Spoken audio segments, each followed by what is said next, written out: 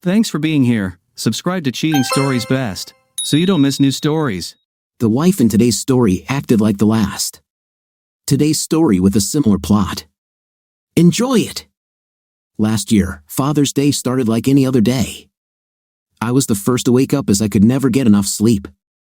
I knew it would be some time before my wife of 18 years and my 18 and 17-year-old daughters would wake up and join me. Every year on Mother's Day, I made my wife a nice breakfast with mimosas. For lunch, I prepared a cheese, fruit, and nut plate for her with a bottle of good white wine. For dinner, I would make her favorite meal, steak and baked potatoes on the grill, paired with a good Cabernet Sauvignon wine. When the girls were younger, they helped with breakfast and tagged along with their mother, but as they grew up, I was left to my own devices. It was okay. My wife usually reciprocated by cooking a special breakfast, although on Father's Day, I grilled steaks for dinner. So, last year on Father's Day, I waited for my wife to wake up so she could make me breakfast, which doesn't happen on any other day of the year. She doesn't know it, but I usually have a small snack when I wake up around 6 o'clock. I'd starve if I didn't eat before she woke up around 9 o'clock, which is early for her on a weekend. When she woke up, she kissed me, wished me a happy Father's Day, and started preparing a special breakfast for the family.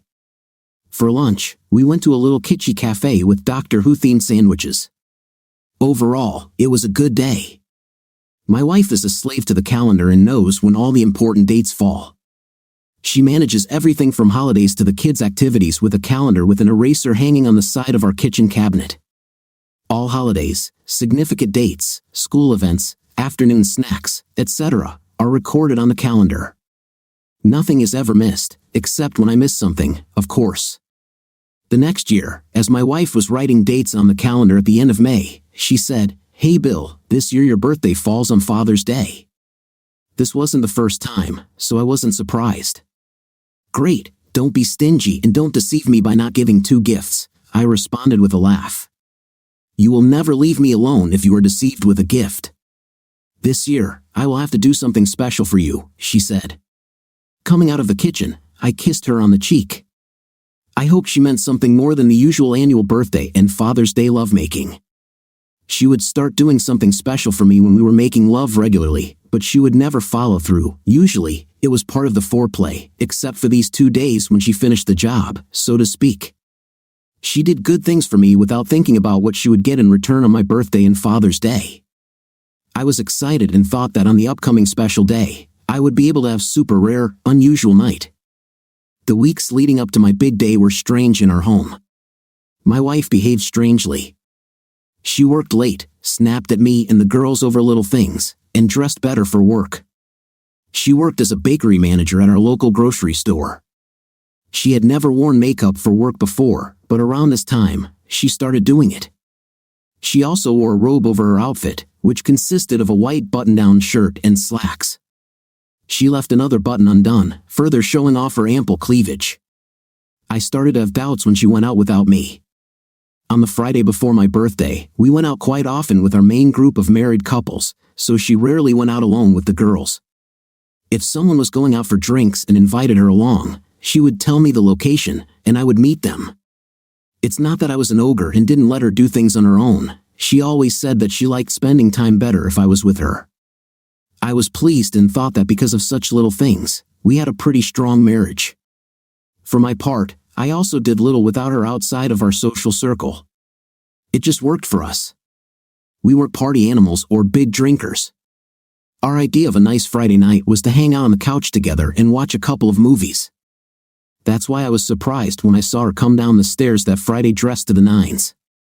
She was wearing a new short skirt, flesh-colored stockings, and high-heeled shoes. In addition, she had clearly been to a tanning salon and had her hair done. I whistled at her, "Damn, honey, did I really forget that we were going on a date? Let me get dressed quickly." "No, Bill, I'm meeting my colleagues from work. I thought you might want to order some pizza for yourself since our girls are going out too." I was shocked. She never mentioned it, and it wasn't on her precious calendar. "But you didn't tell me you had plans. I thought we'd finish our shows tonight." An expression of fear appeared on her beautiful face, but then she caught herself and softened. "Sorry, baby, I was just invited today." I made it clear that I was studying her from head to toe. So you only found out today, and in that hour that you were free from work before me, you bought a new skirt, went to sunbathe, and did your hair? I was starting to get angry. She lied to me, but I couldn't prove it. I couldn't believe that she could deceive me. It was out of character. She was the epitome of a suburban soccer mom, wife, and mother. Our nightlife was great, and we still made love several times a week. She had no reason to cheat on me. She attacked me. I worked for half a day today, and I wanted to look good for a change. Before I could respond, she walked out the door without another word, leaving me wondering what the hell happened. I waited for her, and she returned home shortly before midnight. Her hair was no longer loose but gathered in a regular ponytail. She walked past me without saying a word and went upstairs. A few minutes later, I heard the shower running. I could only shake my head and wonder what she had done that required a shower before bed. She didn't come down and say goodnight. Before bed, I knew something was wrong in my little perfect world, and I wondered how wrong. I work in retail management, so I was at work on Saturday morning. Usually, when I was getting ready for work, I would wake her up, and she would kiss me goodbye, half asleep. That morning, I received nothing, and again I was shocked. When I arrived at the store, I saw Missy waiting at the entrance. Missy was the morning barista at the coffee shop in our big store. She was a pretty red-haired girl whose blue eyes were striking.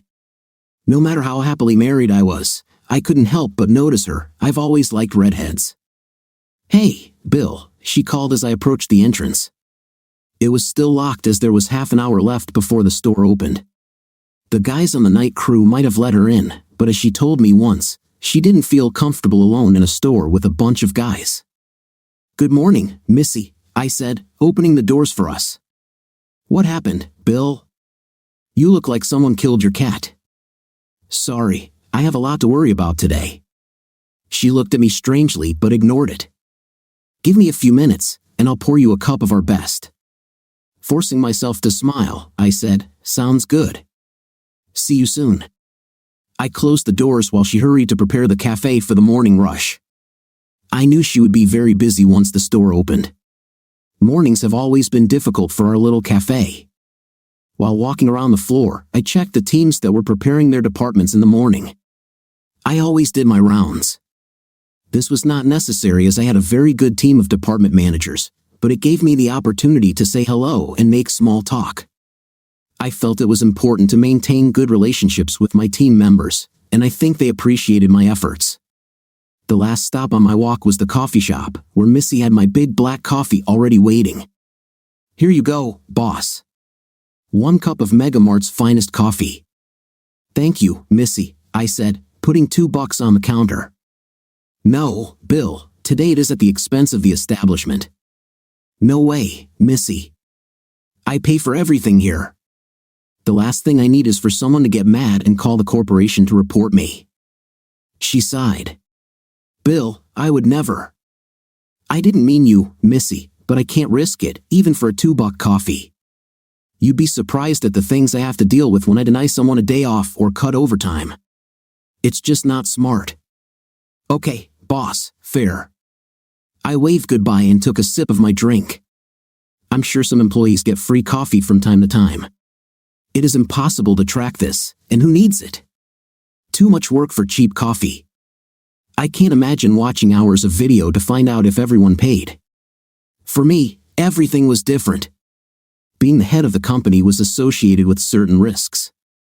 Employees lost their temper over the stupidest things.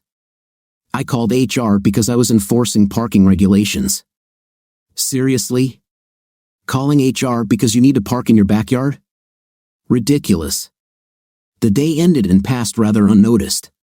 What worried me the most was the old lady who stole cat food and bird grain. I just needed a day like this. I was busy enough that I wasn't dwelling on my newfound problems with my wife, but not so busy that I couldn't get everything done on time. When I entered the house, my wife and daughters were already leaving. I was surprised for a moment but looked at the calendar. "Bye, Dad," each of my daughters said, kissing me on the cheek. "Goodbye," my loving wife said nothing. They were going to a concert with other mothers and daughters. This had been planned for a long time and was on the calendar, but as usual, I forgot. I was hoping that I would have a chance to talk to Katie and figure out what was going on. I hated not knowing what she did the night before. After not thinking about it all day, I had nothing to do but obsess over it in the evening. I had the opportunity to poke around a little. I checked her email but figured it wouldn't work, and it didn't. Nobody sent any more emails. She had the phone, so I couldn't check her messages and call logs. I went to the hamper to check her clothes from the previous night, but since it was Saturday, she had already done the laundry. I achieved nothing, and after watching a film, I went to bed feeling no better than before. I woke up on my birthday, which was also Father's Day, and started the day as usual. After eating a couple of pieces of toast, I drank my coffee and went out onto the terrace to enjoy the morning. It was a gorgeous day. I was enjoying the birds chirping and wondering what was in store for me on my special day. Around 9 o'clock, I went inside to refill my coffee and was surprised to see my wife and daughters up and packing their lunch. "What's happening?" I asked, wondering why they didn't ask me to get ready. "We're going to the beach," my daughter Jill replied. Confused, I said, "About time," and went upstairs to get dressed for the lake. While I was putting on a shirt, I heard my daughter Jenny scream, "Bye, Dad. See you later." The door closed, and I looked out the window to see my wife and daughters driving away. I could not believe it. Of course, I didn't expect the girls to remember my birthday. I often had to remind them of their mother's birthday and Mother's Day, but I couldn't understand why Katie didn't remember. As I walked down the stairs, I heard my phone ring. Hoping that they understood everything and were going to tell me they would come back for me, I rushed to answer it, but it was my mother. "Hello, Billy, happy birthday and Father's Day." "Thanks, Mom. Does Katie have big plans for you guys today?" "No. A few minutes ago, she took the girls to the beach." "Is it true?" "This doesn't look like her. I would bet she would cook you a nice breakfast and make this day special for you." "Yes. To be honest, I'm not sure what's going on now. She's been acting strange for weeks." "Well, don't make a fuss about it. Perhaps she has something special planned for later. It's time for me to go to church. Love you, Billy." "I love you, Mom." My mother needed to be loved. She was an eternal optimist and loved Katie like her own flesh and blood. Katie and she had visited each other regularly since my dad died a few years ago. Katie wanted to make sure my mom wasn't too lonely. So, I was sitting there wondering what the hell was going on with my marriage when the phone rang again. It was my assistant manager, Ann. "Bill, we had an incident at the coffee shop this morning." "What happened?" Missy was on the stairs when a customer pushed her. She lost her balance and fell. "My God, is she all right?" "She was taken to St. Alex's Hospital to have an x-ray. Perhaps her arm is broken or something." "Crap, poor girl. Do you have a shift covered?" "Yes, we have everything ready. I just didn't want to take you by surprise tomorrow. Sorry to bother you on Father's Day." "Don't worry about it, Ann. Thank you for calling. I hoped Missy would be okay." I pottered around the house for a while and, deciding they weren't coming back, went to IHOP for breakfast. This turned out to be a mistake for my state of mind. There was a long wait, and there were families everywhere I looked, happy families celebrating fathers and grandfathers. I left before I started crying. After passing through McDonald's, I received a large breakfast with coffee and orange juice. The pancakes were surprisingly tasty.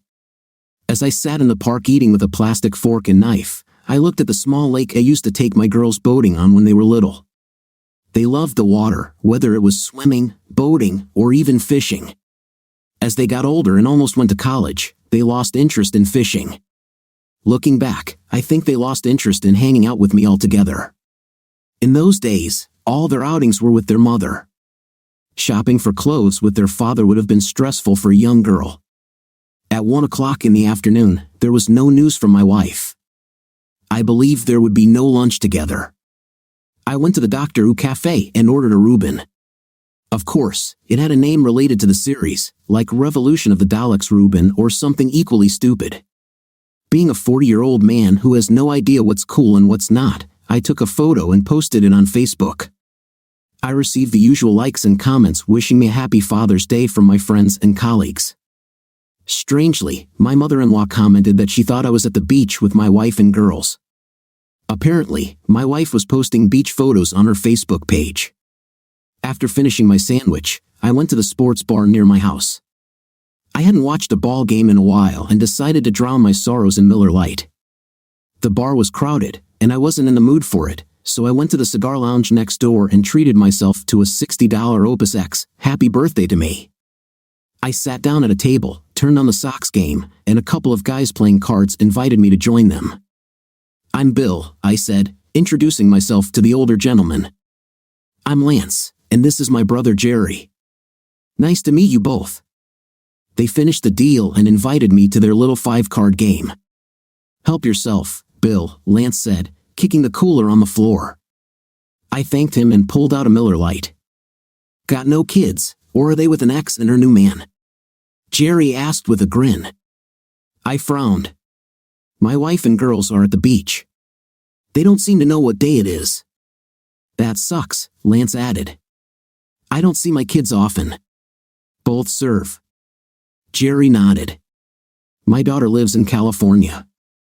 My grandson, Charlie, just turned 2 years old. I'm going there next week." "That's good," I said. Since my girls are already 17 and 18, I started to miss little kids. They both nodded in understanding.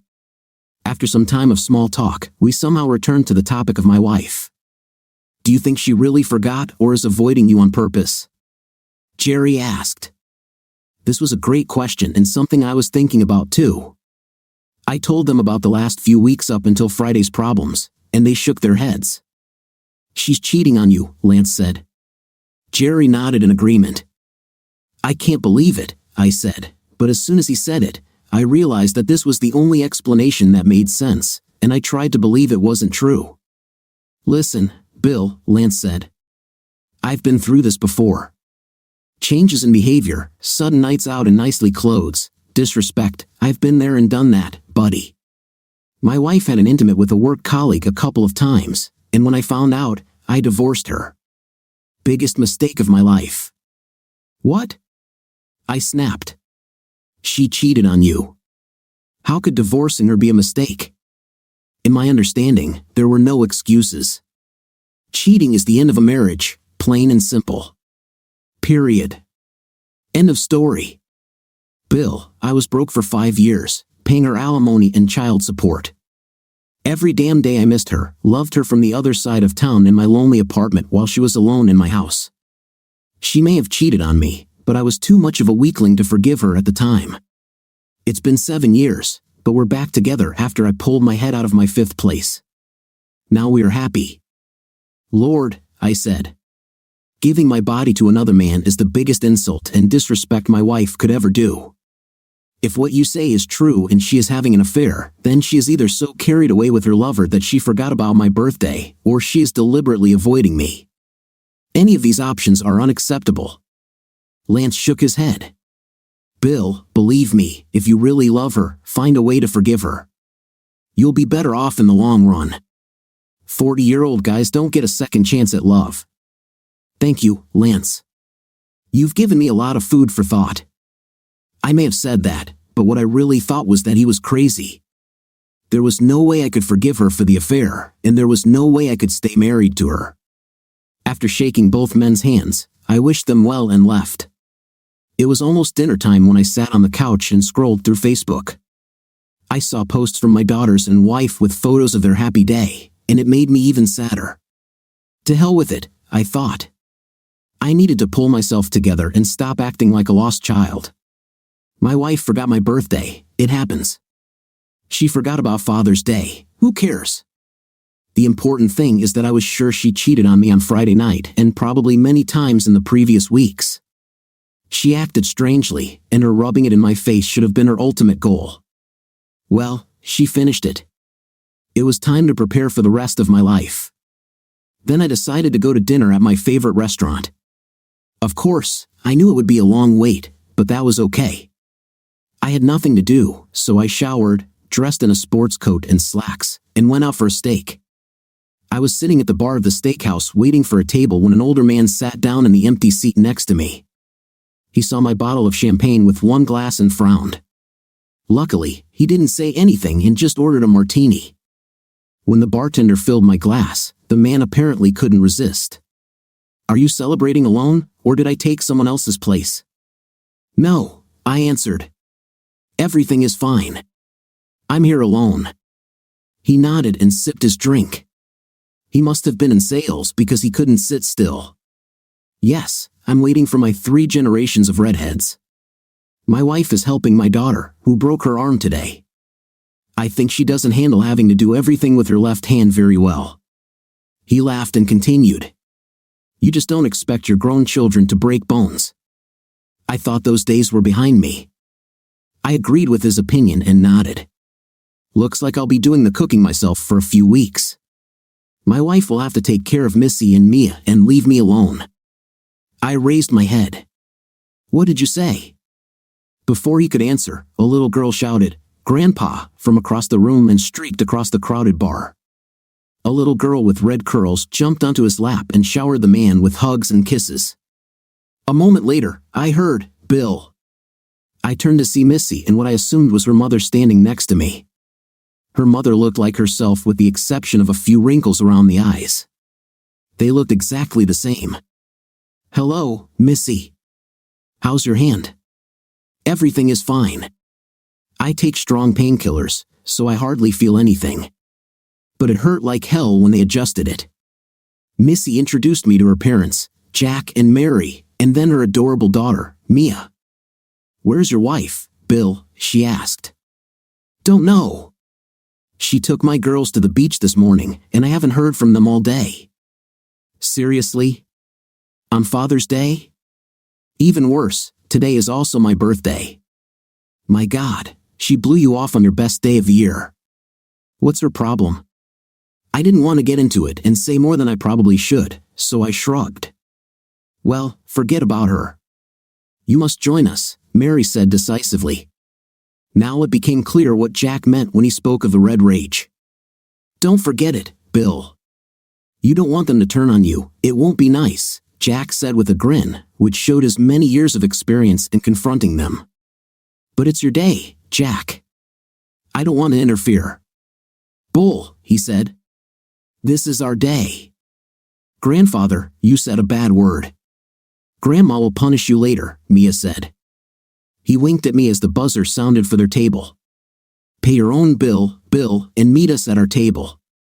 "No excuses," he said in the tone of a drill instructor. He threw a 20 on the counter and left. "Sorry, Bill. My parents can be a bit strong-willed." "Don't worry, Missy. I guess it's better than eating alone." The dinner conversation was light. Jack and I told stories about our daughters growing up, and Mia asked a lot of questions. She giggled constantly at embarrassing stories about her mother as a child. After dinner, my phone rang. I saw that it was my wife, ignored the call, and put the phone on the table. "Your wife?" asked Mary. "Yes, there's more than you want to say, isn't there?" Missy asked. "I think so, but I have no evidence." "Bill, everyone makes mistakes," Mary said, looking straight at Jack. "Maybe you can find a way to forgive her." Missy raised her head and looked at Mary. I called the waiter over and handed him my credit card. "Well, I ruined your meeting enough. Thank you for inviting me to share your meal with you." "Bill, let me." "No, Jack. It was an honor to have dinner with you and especially one of my best employees. This is on me. Happy Father's Day." I shook their hands and walked up to the waiter to sign the check. I didn't even have hard evidence that she cheated on me, but I had been in a situation twice already where people told me that I should forgive her. What's wrong with people? My phone rang over and over again, but I ignored it. I pulled into my garage and was greeted by 2 swirling dervishes giving kisses and hugs, apologizing for abandoning me on Father's Day.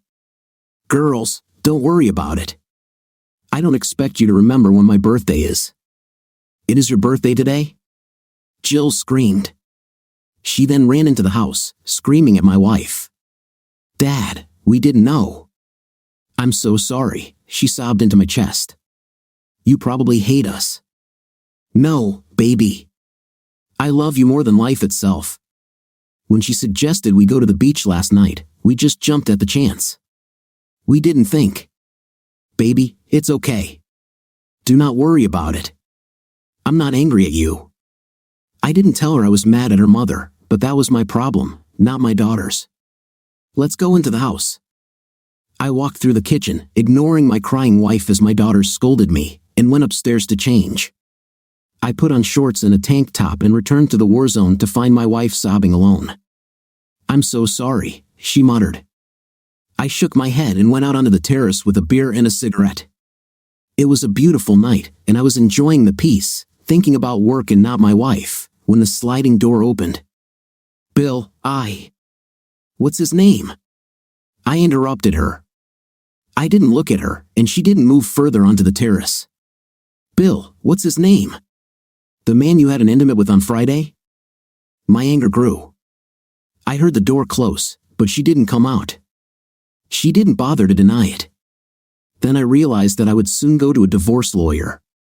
Almost 20 years of marriage had gone to waste. What a stupid woman I married. Then I started thinking about the worst. How long has she been cheating? Was he her first? Did I know him? Were these girls even mine? It's amazing what negative thoughts come into your head when you're treated so poorly. I decided as part of the divorce to demand a paternity test for the girls.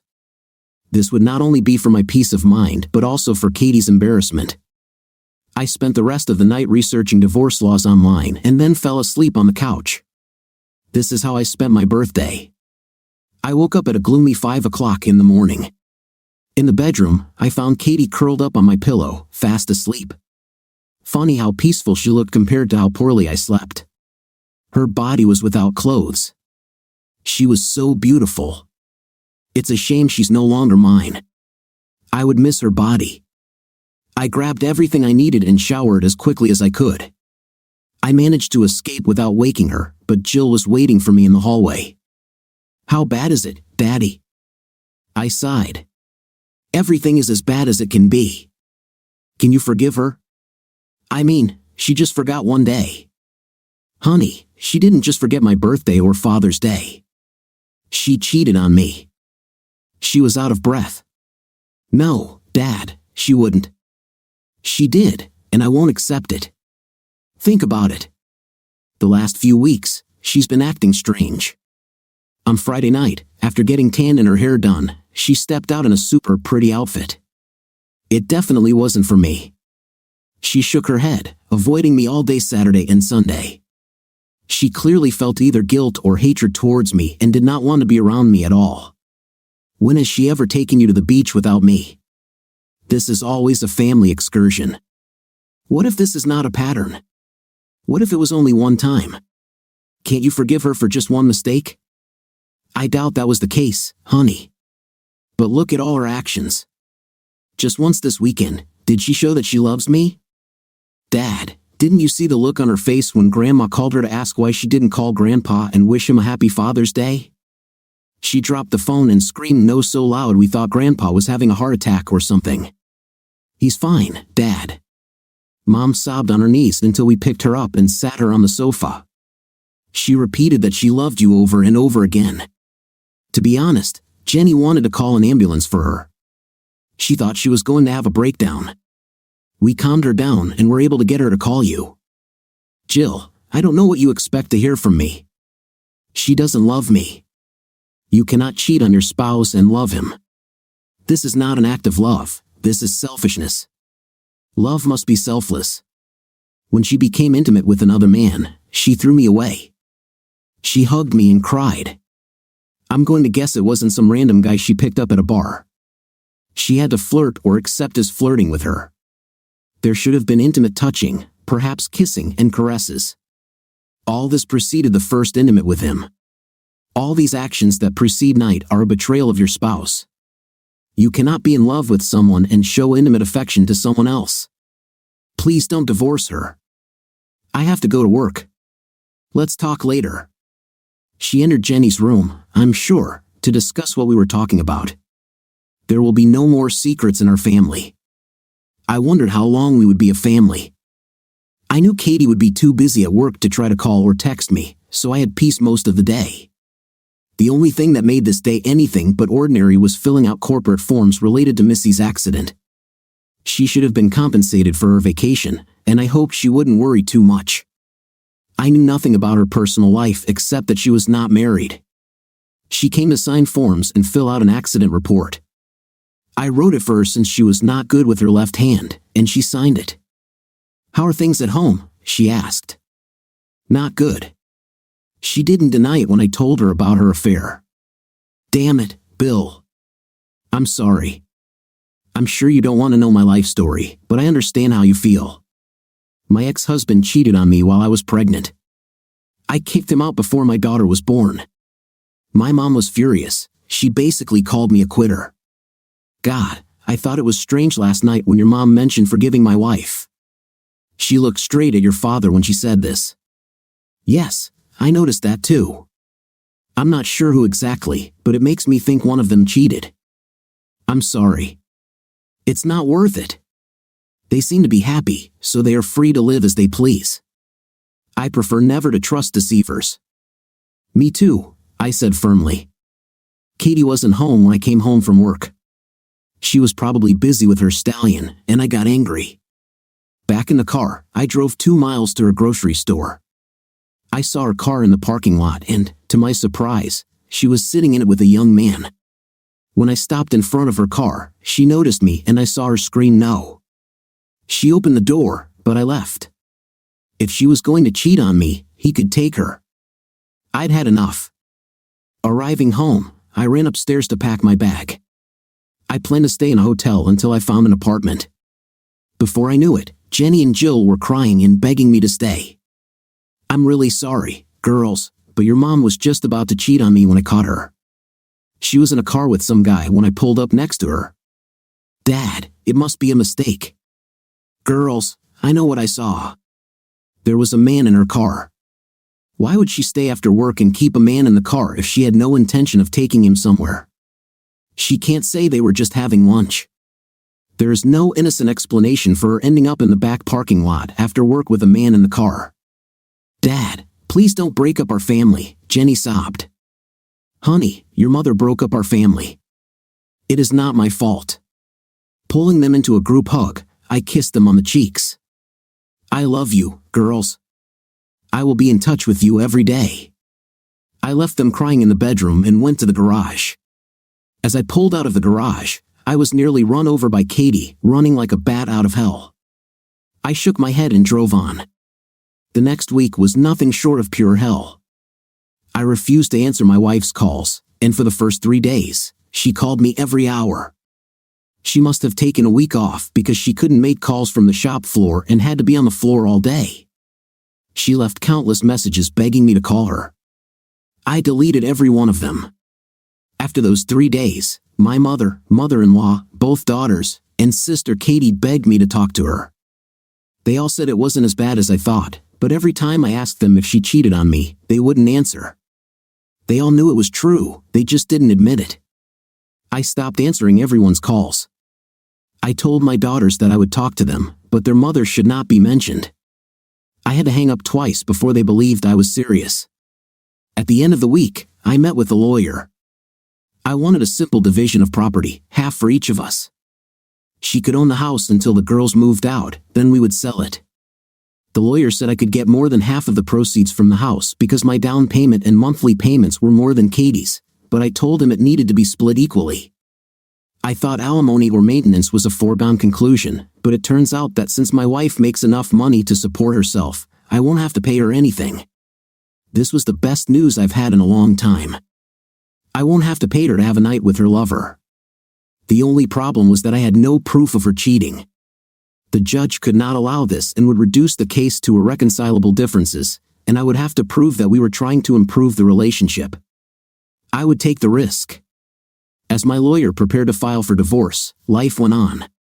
There was no forced mediation or consultation, and there would be no lawsuits for alienation of affection. There wouldn't be a long drawn-out fight. The division was fair, and any judge could be convinced of this, even with a blindfold. But nothing is that simple. What she could do was fight. When she was handed the documents, she again unleashed a full barrage of family attacks on me. It turned out that she had only been with that guy once, that Friday before my birthday, or that's what she led everyone to believe happened. I was branded a bad guy because I didn't let her explain, as if any explanation would be acceptable. My mother basically called me a wimp because I didn't fight for my marriage. My mother-in-law told me that we are even because I also broke my vow by not staying with her during the worst times. My daughters told me that I should stay in the family because our divorce would scar them for life. It was surreal. I didn't do anything wrong, but I was blamed for the divorce. The situation hit the fan when I asked my daughters to give me saliva for DNA testing.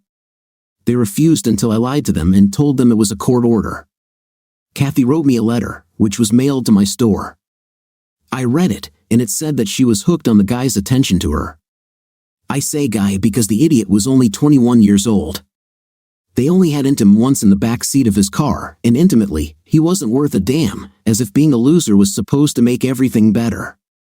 She also said that when I caught her in the car with that guy, she was going to tell him in private to never talk to her again. It didn't matter. She cheated on me once, and once was enough. The best part is that since she gave me the letter, I did not have to prove the fact of infidelity in the divorce. She did it herself. This meant that I wouldn't have to present irreconcilable differences and prove that we were trying to improve the relationship. Karma was finally on my side. She tried to fight the divorce, but when the judge saw the terms I proposed and her letter confirming the infidelity, he approved it. I was supposed to get a divorce in 60 days, and so I was left alone on the island of devastation. Because I refused to talk to her, I was labeled immature and an idiot. Things got so bad that my mother and my daughters stopped talking to me. It hurt, but I was on the side of righteousness, and if they didn't like it, well, too bad. I called my daughters every 2 days. They never responded, but I left voicemails telling them what was going on with me and asking them what was going on in their lives. I didn't let them blame me for not talking to them. I still continued to make every effort to contact them, whether they wanted it or not. One thing that changed was that I started having coffee with Missy on Sundays. It all started innocently enough when we ran into each other at a local coffee shop. She and Mia lived next door and were out for a walk. I invited them to join me and told her about my suffering while Mia watched cartoons on my iPad. "I'm sure your daughters will come to their senses, Bill," she said. "They are young and impressionable and live with your wife. It is unknown what nonsense she put into their heads. I hope you're right. I just hope they haven't gone too far. I miss them like hell." The next week, I was walking into the same store at the same time and reading when I heard, "Hello, stranger." I smiled and invited them to join me again. "Is this normal for you, or are you stalking me?" she smiled. "No, I live nearby, and on Sunday morning, I like to have a cup of coffee and read. It's kind of lonely at home, so I came here." She took a sip from her cup, and we chatted about the area until we parted ways. It wasn't a conscious decision to meet every Sunday, but that's what we did. I enjoyed her company, and little Mia was simply adorable. The day the divorce became final, I knocked on the front door of my old house. My wife answered, and it was clear that she had been crying. She didn't say a word, just invited me in. Are the girls at home?" I asked. "They are watching a musical at school." "I know why you're here. I expected you to come today. Is it true?" I grinned. "You waited until it was too late to stop it, didn't you?" "Yes," I said. "I knew you would beg and plead and tug at my heart, trying to make peace, and I couldn't let that happen. You broke my heart, and I will never forgive you. Damn it, Bill, this happened once, one bad mistake. Why couldn't you forgive me? Why couldn't you find a way to stay with me? Didn't you love me as much as I loved you all these years?" I laughed. "Did you love me when you were flirting with your fling? Did you love me when you had an intim with him? Did you love me when you avoided me all weekend and left me alone on my birthday? If this is your idea of love, then you can't be helped. I never wanted this to happen," she sobbed. "And I never wanted a cheater for my wife, but here we are.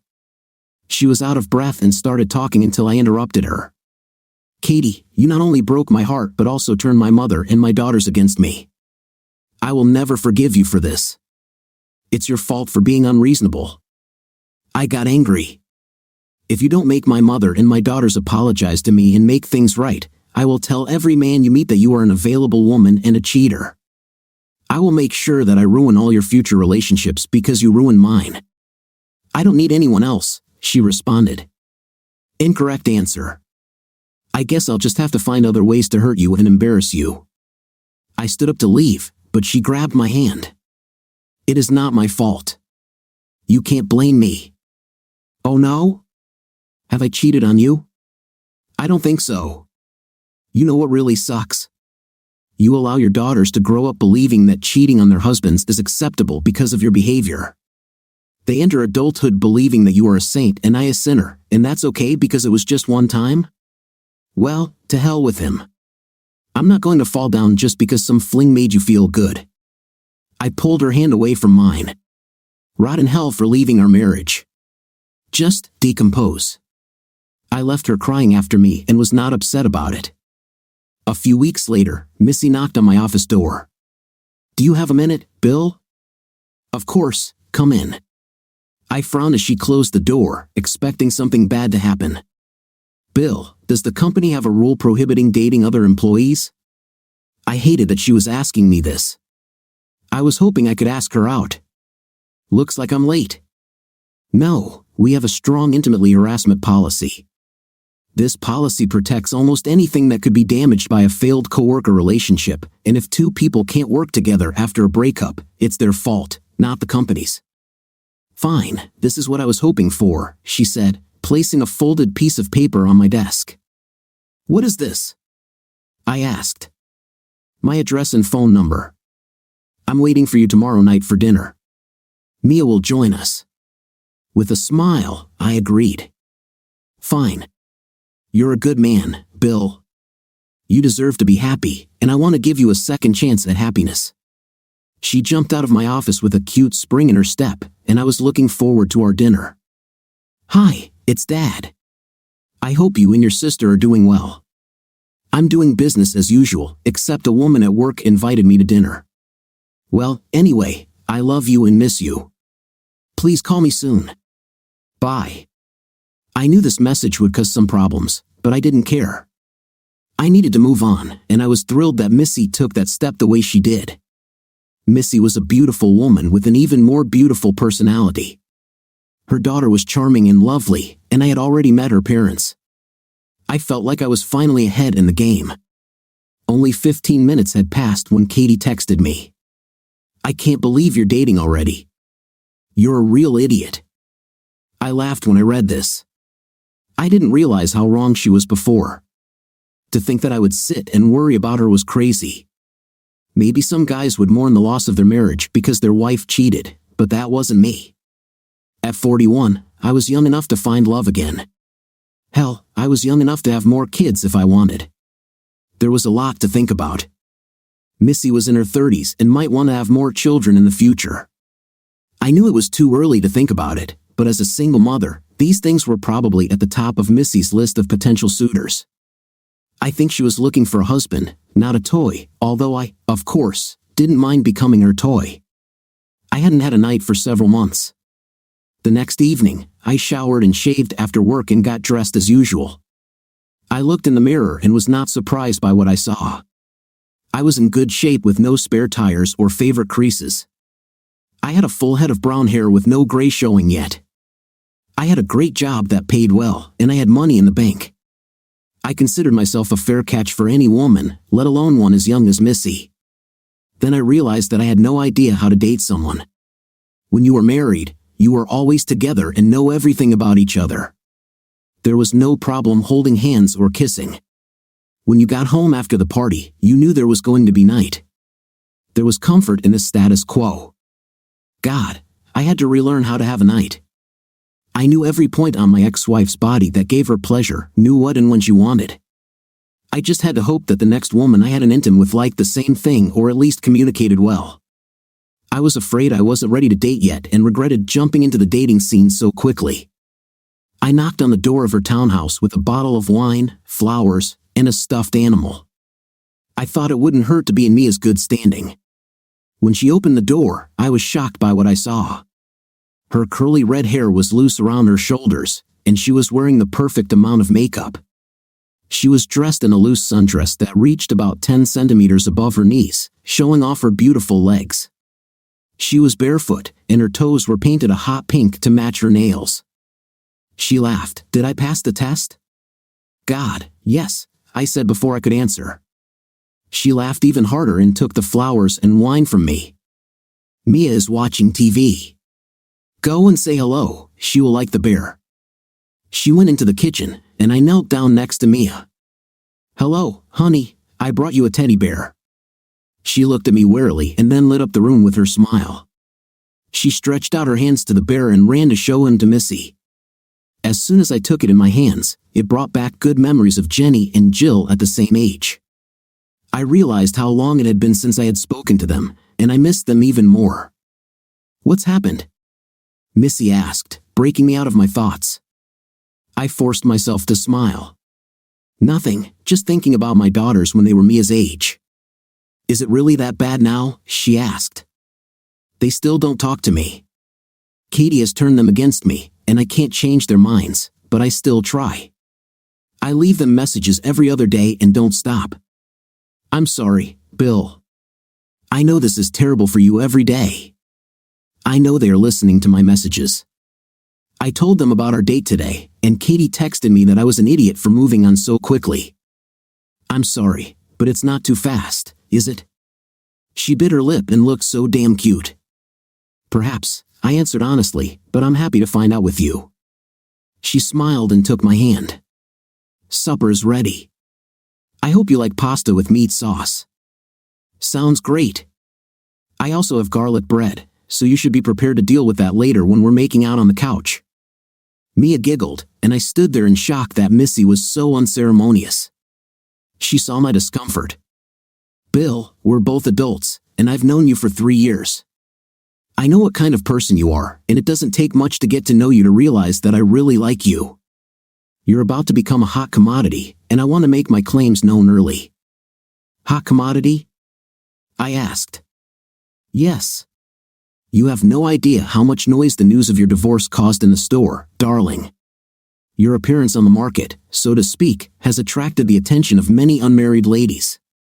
You're a handsome man, in good shape, smart, stable, and we all know how you feel about fidelity. I felt pretty good when I sat down at her table. So I'm getting in line early, she finished. I took her hand and squeezed it.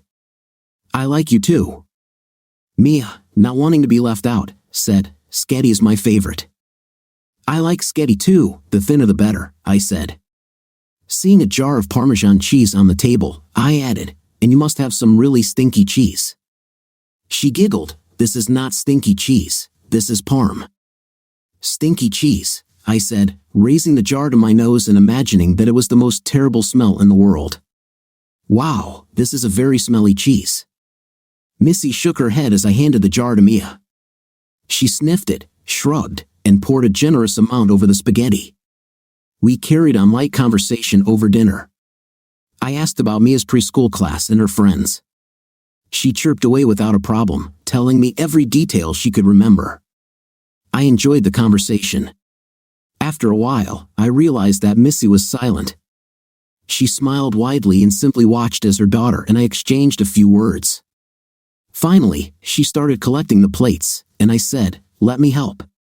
Oh no, she hasn't told you about her favorite TV shows yet. She laughed as Mia started telling me about all the best kids shows. After putting Mia to bed, Missy came back and sat next to me on the couch. I handed her a glass of wine, and she sighed with satisfaction, throwing her feet up on the ottoman. I love being a mom, but sometimes it's the best part of the day for me. Instinctively, I hugged her. When she pressed herself against me, I said, it's worse with two, no doubt. Do you think your girls will come to their senses? I hope so, I answered thoughtfully. I'm making every effort, but for them, it's still raw. She turned and kissed me on the cheek. You are a great father. Just don't give up fighting for them. She put down her glass and sat back down. Bill, I already told you that I really like you, and I'm too old to play the will we or won't we game. I would like to continue dating you, and that includes inviting you into my bedroom. I was about to tell her that we shouldn't do this, but she raised her finger. I understand that you want to be a gentleman and all that, but it's not necessary. What I'm saying is that I don't want to be your buddy or friend with benefits. I want to warn you right away that I'm looking for an exclusive relationship. I need to think about my daughter, and frankly, she needs a dad just as much as I need a husband.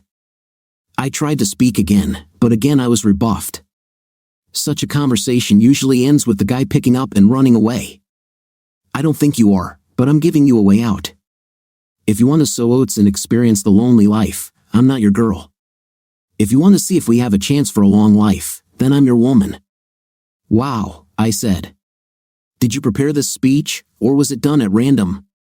She frowned, misinterpreting my feelings.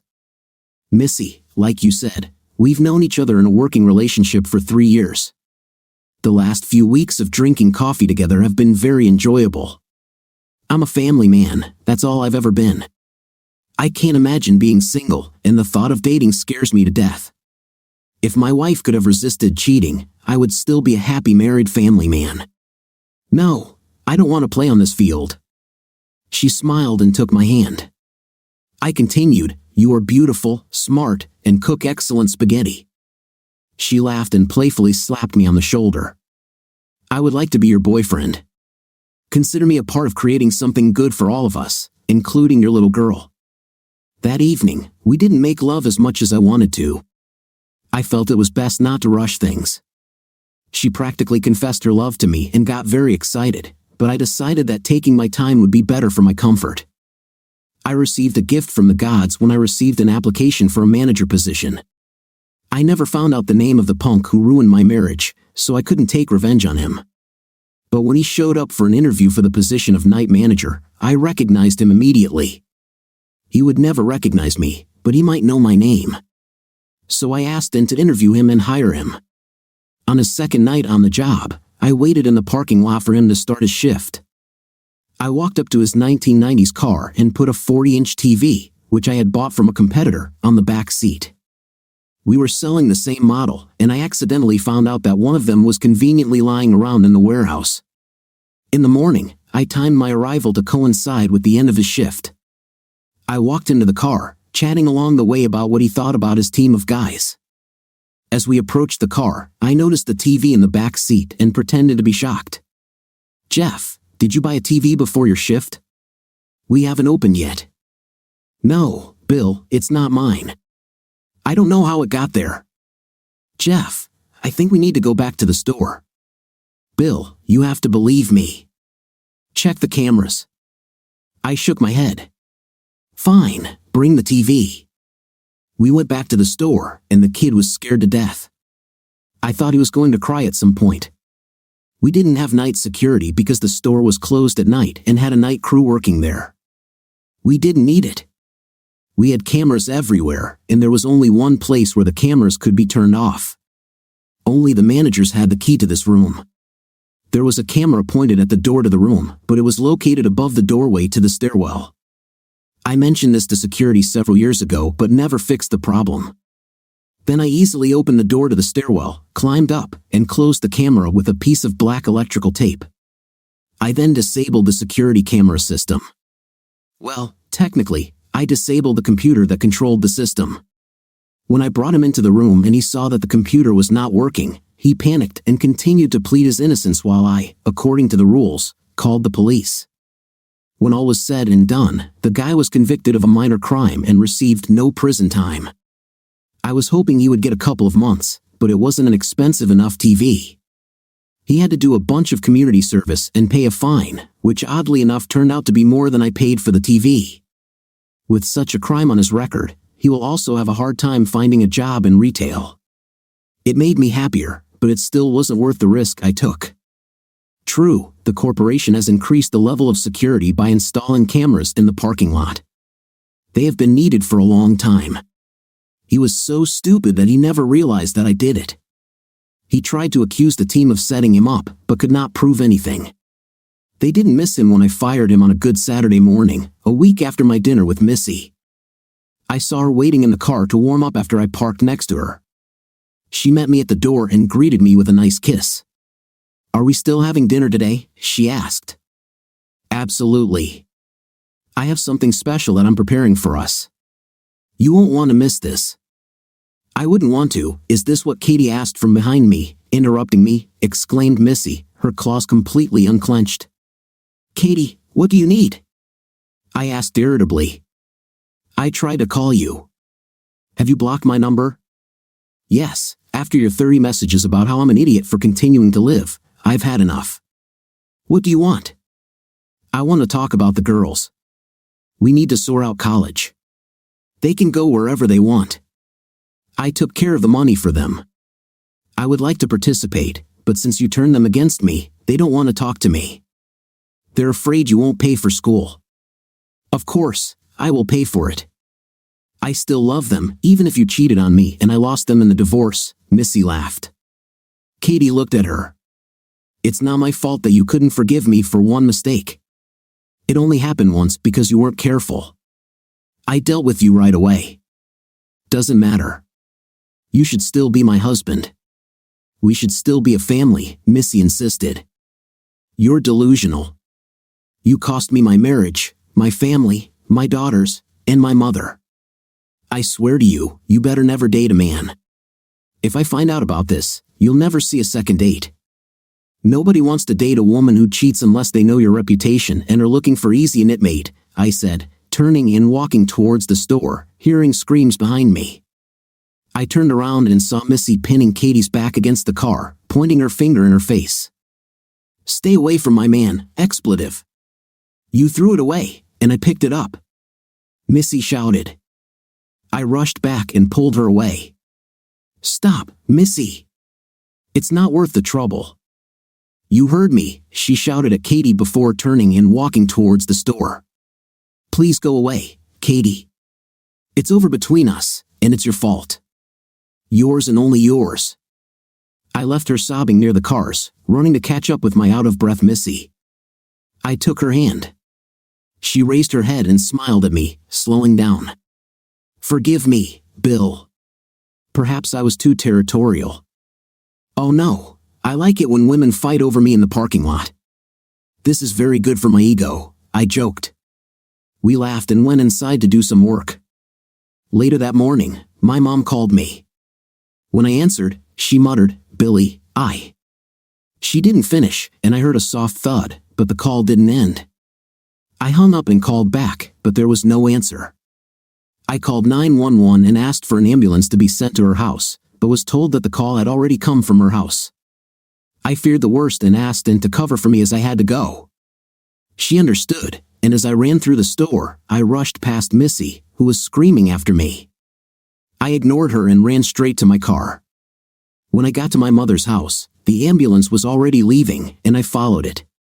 When I approached the opening back doors, I discovered that she had died before the ambulance arrived at the hospital. She must have passed out while we were talking on the phone. I cried as I sat in the lobby of the emergency room. I sat there alone and thought about the last words my mother said to me. What did she want to say? Maybe it was, "I have a problem. I'm having a heart attack. I'm really sorry." My phone rang, and it was Missy. "Hi, my mom just died." "Oh, Bill, I am so sorry." "Yes, thank you. I'm afraid I won't be in good company tonight." "No, I'll be with you if you need me. Please let me come." "Okay, yes," I said. I didn't want to be alone, and I was glad that she was ready to be with me. "I'm already on my way to your house. Meet me there after you leave." "Fine, see you soon." I ended the call and went out to my car. Instead of going home, I went to my old house. I needed to tell my girls if they wanted to see me or not. As I pulled up to the house, I saw both girls' cars in the driveway. Inside, I never imagined that the first words we would say to each other would be such news. I didn't care that I didn't live there anymore. I entered the code into the garage door opener and went inside. Katie's car wasn't there, and I was glad about that. I don't think I was in the right state of mind to see her. The living room and kitchen were empty, so I went upstairs to the bedrooms. "Dad!" Jill shouted as I entered her room. "What do you need?" Jenny shouted, coming in after me. "Have you come to beg?" "Well, you can go to." Grandma had a heart attack and died this morning," I said, interrupting her. They both gasped. "I just thought I should tell you this in person. Now I'm going to hell." When I left, I closed the door behind me. I could hear Jenny yelling for me to wait, but I hurried to my car and drove away. I drove to the small lake where the girls and I had spent so much happy time. It was too cold for the boats, but the water had already begun to thaw, and it was very calm. Sitting down on a picnic bench, I started crying again. This time I cried not only for my mother but also for the loss of my daughters. The rage in Jenny's voice told me that I was not needed in her life. She didn't need to tell me to go to hell, her tone said it all for her. I wondered if I had made a mistake somewhere along the way. Not with Katie, but with the girls. What did I do that was wrong to make them hate me so much? It was Katie who destroyed our marriage. Why couldn't my daughters understand this? I don't know how long I sat there, but I heard someone approach. I turned around, and it was Katie and the girls. "How did you find me here?" I asked, turning to look at the lake again. "You haven't turned off syncing for our Find My Phone app," Katie said. "Bill, I'm sorry about your mom," she continued. "Yes," I spat. "Do you regret her death or that you turned her against me, and she died without our reconciliation?" She didn't say anything. "Leave me alone." "I can't deal with your crap right now," I continued. "I will never forgive you for what you did to me." Our last words were her words, that she would no longer talk to me until I wised up and stopped the divorce. She didn't even tell me she loved me when she dropped the phone. "I'm so sorry, Bill, for all." I heard her leave, and Jenny said, "Dad, we're sorry too. Please forgive us for being." I turned around, and they both rushed to hug me. We cried in each other's arms for what seemed like an eternity. "It's not my fault, girls. Why can't you understand that what your mother did is the reason we are no longer together?" "We're very sorry, Dad," Jill said. "We just thought you should forgive her. She loves you. It's so obvious." "Not enough to be faithful to me, Jill." "I'm sorry, girls. I'm really sorry." We cuddled some more as Katie watched from the warmth of her car. "Girls, I need you so much. You'll be leaving for college soon, and I'll miss you. We are wasting so much time." "We understand, Dad," Jenny said. "We won't shut you out anymore," Jill added. "I wish your grandmother had the opportunity to do the same." "Dad, can we go with you? We haven't seen your new home yet. Maybe we could buy pizza." "Of course. Tell Mom, and let's go." When I pulled up to my driveway, I saw Missy's car. I forgot that she was coming. "Girls, it looks like you are going to meet Missy." "Is she your girlfriend?" they asked in unison, making me laugh. "Yes, well, that is. We just started dating." "Look how ready he is, Jenny. This is so cute." They jumped out of the car, and in the blink of an eye, they were at the car door with Missy. They bombarded her with questions, and I saw that Missy didn't understand what was happening. "Girls, leave her alone. Come inside, and I'll introduce you all," I said. They kissed me on the cheek and galloped into my garage. As I walked over to a shocked Missy, I said, "Sorry about that," as she opened her door. She smiled brightly and kissed my cheek. "Your daughters, HM? Let's go. I'll officially introduce you." "I wish I knew better, honey." "I probably looked terrible laughing," I said. "Are you okay?" she asked. "They'll like you, Jenny, Jill. I'd like to introduce you to Missy." They grouped and hugged her. "Jenny, as usual," said cheekily, "you're super nicely." Jill jumped up. "Well done, Dad." Missy laughed, and I was too shocked to say anything. "Hey, let's take a quick look around the house, and then I need to take care of some service stuff for Grandma," I said. "Bill, I'll order some pizzas while you show them around," Katie said. "Sounds good, honey. You are reading my mind." "Oh, the girls," I said, shaking my head, and Missy smiled. I decided that I would wait until the next morning to call and report my mother. On Monday, I will publish an obituary in the newspaper, and after visiting the funeral home on Sunday, I will post funeral information on Facebook. After dinner, we sat for several hours telling Missy stories about my mom. My girls, not so innocently, added a few embarrassing stories about me for Missy's amusement. It's not my fault the pier was wet, and I fell into the lake, I swear. Before I had time to look back, it was already past 10. Girls, time has escaped me, and it's already late, I said. Can we stay the night? I don't have beds for the guest rooms yet, I told them. I'll tell you what. I'll pick you up in the morning, and we'll go have breakfast, okay? If you don't mind, I could also use some help deciding what to do with Grandma's things. Of course, Dad. We will help with everything you need. Thank you, Missy. Do you want to go for a ride, or do you need to go back home to Mia? She's with my parents now, Jill jumped up. Who is Mia? Mia is my 4-year-old daughter, Missy said. They both squealed, and Jenny said, Oh my God, I can't wait to meet her. Missy laughed at their excitement and said, Someday soon, I promise. Okay, let's go, I said. They're great girls, Missy, I said as we sat on the couch. Shortly after returning to my house, I'm glad you were able to get back together with them, I sighed. Me too. I just wish it didn't require my mom to die, she snuggled up to me, and I fell asleep hugging her. When I woke up in the morning, she covered us with a blanket and was still clinging to me. I miss being so close to someone, kissing her on the top of her head, I said. Sorry I fell asleep on you, she made a sound, stretching. It's okay, baby. You had a very emotional day. Would you like to join me and the girls for breakfast? Only if I can take Mia with me. My parents have plans for this morning. Certainly. My daughters will love it. Since we needed to pick up Mia, I asked my daughters to meet us at IHOP. As I walked in holding Mia's hand, my girls rushed towards her. In a matter of seconds, Mia was in their arms. They were spinning in the air, and then they tickled her and showered her with kisses.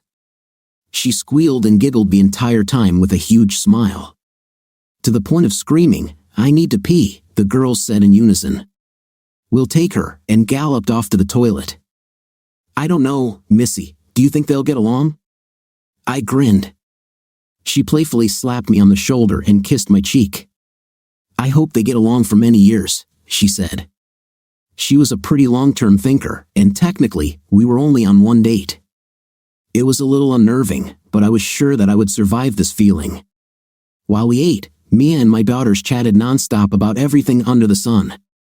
From my observations, it was clear that Mia loves to talk, and not only about herself. She asked so many questions about my daughters' lives that I think even my girls were surprised. My daughters were neighborhood nannies, so interacting with small children was their strong suit. They knew all the hot children's shows and movies, and Mia ate out of the palm of their hand. They also got along well with Missy. There was no hostility or any expression of anger when I met her, which shocked me. They refused to talk to me for months after my divorce, but once they met my new girlfriend, they became best friends.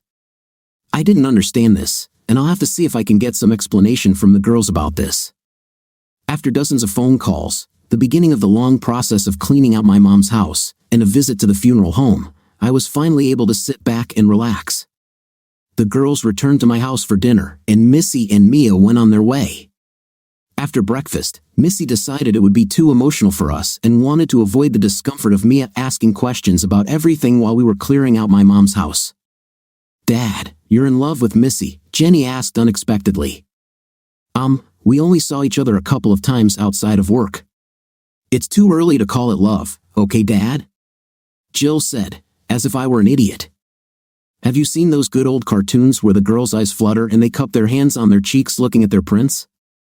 I nodded, taking a bite of pizza. Well, she practically has hearts flying around her head when she looks at you and bats her eyes, Jill said before I could deny that she loved me. They looked at each other, turned to me, and said, we like her. I went from being happy to see my daughters to being angry, throwing my piece onto the plate. I wiped my hands and went to the sink, leaning against the counter facing away from them. I tried to calm down. "Dad," Jenny asked, "girls, how could you break my heart for so long, and now you sit and say that you like my girlfriend? What have I done to you to make you think it's okay to shut yourself out from me, ignore me, tell me to go to hell when I see you for the first time in a while? What have I done? Do you know how many times I cried after leaving you a message, knowing that you didn't care what you received?" "Mom made us what?" I exclaimed. Jill replied, "It started when Mom told us that if you think you're losing us too, you'll come back to her, and we'll be a family again. We're so sorry." I turned around, and Jenny jumped up to hug me. When she saw a tear on my cheek, she said, "Dad, forgive us.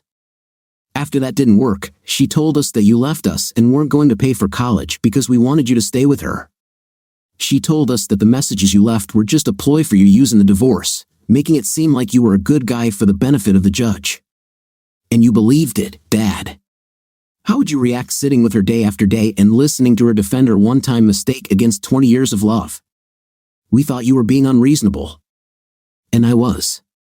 Would you let your boyfriend cheat on you?" I asked decisively. "Once, twice, answer me." They started crying, and we hugged. Their hug immediately calmed me down, and I felt terrible. "I'm so sorry, girls. I missed you so much." After each of them expressed their love for me, I said, "It's time to take you home. You have to go to school tomorrow. Don't forget to ask your mom to tell them about the wake and funeral. You will need some free time this week." We hugged again, and I watched them drive away with a warm heart. I looked up at the sky and said, "You didn't have to leave to give me the girls back, Mom, but thank you. I'll miss you." Funerals are difficult for me because I always felt awkward sitting in the hall with a dead body. Mom's wake was especially difficult. During the day, I walked up to the coffin several times and looked at her. She looked calm. I was glad that she would see my father again. He died a few years earlier from cancer. He wanted a different service without a wake. He, like me, thought it was strange for people to communicate with a corpse. Mom has already planned everything. I think as people get older, they think about these things. She even chose a coffin. All I had to do was set the time and arrange the small details of the hall arrangement and service. I was glad she did it. I was standing at the front of the room, talking to one of her friends, when Katie and my girls walked in. My daughters hugged me warmly and tearfully, and Katie thankfully left me alone.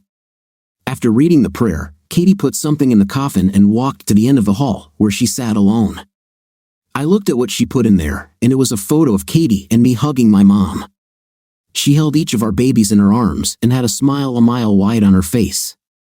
Taking the photo she had tucked to her side, I placed it reverently next to her hands. It was the first time I cried that day. Later, the priest wanted to start a prayer ministry. Katie did not leave her place at the end of the hall. Everyone was attracted to her. You couldn't be part of a family as long as she was married and not get to know the people, and they all loved her. According to protocol, immediate family members were to sit in the first row of chairs.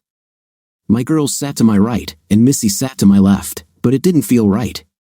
I stood up and turned around. In the back of the hall, I saw Katie, who was wiping tears from her eyes. It seemed to me that this was wrong. My mother wouldn't want this. Kathy was her daughter as much as she was my wife. Then I walked to the end of the hall. As everyone sat waiting for the service to begin, I was noticed, and all eyes turned to me. I extended my hand to Katie. "Come forward. You don't have to hide here." She started sobbing and hugged me. She whispered, "Thank you." When she let me go, we walked to the front of the room, and my Uncle John gave her his seat, which was next to my daughter. "You're a good man, Bill," she whispered. Missy kissed me on the cheek. It was the strangest feeling I've ever had. While holding Missy by the hand, my ex-wife was just a couple of steps away from me. I prayed that I would not regret it later and not have problems with them. The day was ending, and I was saying goodbye to the last visitors when Katie came up to me. Since Missy was next to me, I wondered what Katie would do. I hoped she wouldn't start a fight out of respect for my mother. "Bill, thank you for inviting me into the family today. This means more than you can imagine. She loved you like a daughter." That was right about that. Reminds me, if you want, you can ride in the limousine with us and the girls tomorrow. She hugged me and cried. I felt like a hand, Missy. She touched my lower back in a possessive manner, and I began to fear that a fight would break out. Well said, Katie said, breaking the hug. If you don't want anything from me, I'll go home. I shook my head in denial, and she smiled briefly at Missy. I'm glad you're here for him. You may not know this, but he was his mother's son. Soon it will be very difficult for him. With these words, she turned and left the room. Missy hugged me from the side and said, "Let's take you home." I threw my keys in the locker and walked into the kitchen, glad the day was over. Missy sat down at the table and accepted a cold beer from me. I think everything with Katie went better than you expected.